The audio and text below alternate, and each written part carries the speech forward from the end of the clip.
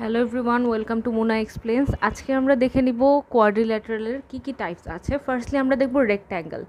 Rectangle কি? যেটার opposite sides হচ্ছে ইকুয়াল এবং অ্যাঙ্গেলগুলো হচ্ছে right angle.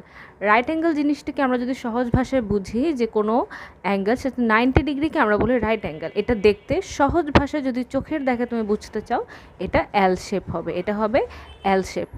This is call right angle. এটা যদি আমরা দেখি, এই যে আমাদের কোয়াড্রিল্যাটারালের রেক্ট্যাঙ্গেলের মধ্যে চারোটাই হচ্ছে আমাদের রাইট অ্যাঙ্গেল। সেকেন্ড হচ্ছে স্কোয়ার। স্কোয়ারেরটা কি? রেক্ট্যাঙ্গেলের সাথে আমরা স্কোয়ারকে একটু অ্যালাইন করে পড়বো, যে রেক্ট্যাঙ্গেলের হচ্ছে অপোজিট সাইডস ইকুয়াল আর স্কোয়ারের হচ্ছে চারটা সাইডে ইকুয়াল এবং অ্যাঙ্গেল চারোটাই হচ্ছে রাইট অ্যাঙ্গেল। তোমরা যদি দেখতে পাও, এই চারোটাই হচ্ছে কি আমাদের রাইট অ্যাঙ্গেল। দেন আমরা কোন দুইটা টাইপকে একসাথে দেখতে পারি? Parallelogram and rhombus. এটার প্রপার্টিজের মধ্যে মিল কোথায়?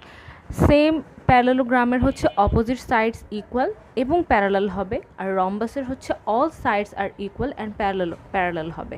তো what is parallel? Parallel is two lines, যেটা হচ্ছে একদম একসাথে চলতে থাকবে এবং সেটা কখনো মিলবে না, মানে এটা একে অপরকে কখনো ইন্টারসেক্ট করবে না। এই লাইনটাকে আমরা বলবো প্যারালাল লাইন। সো আমরা যদি দেখতে পাই প্যারালেলোগ্রামের এই লাইনগুলো হচ্ছে একসাথে চলছে, যদি তুমি এভাবে দেখো একসাথে চলছে, এটা কখনো একে অপরকে ইন্টারসেক্ট করবে না। সেমভাবে আমরা যদি এই বাঁকা লাইনটাকে দেখি, সেটাও হচ্ছে একসাথে চলতে থাকবে, এটা কখনো একে অপরকে ইন্টারসেক্ট করবে না। Parallelogram and রম্বাস।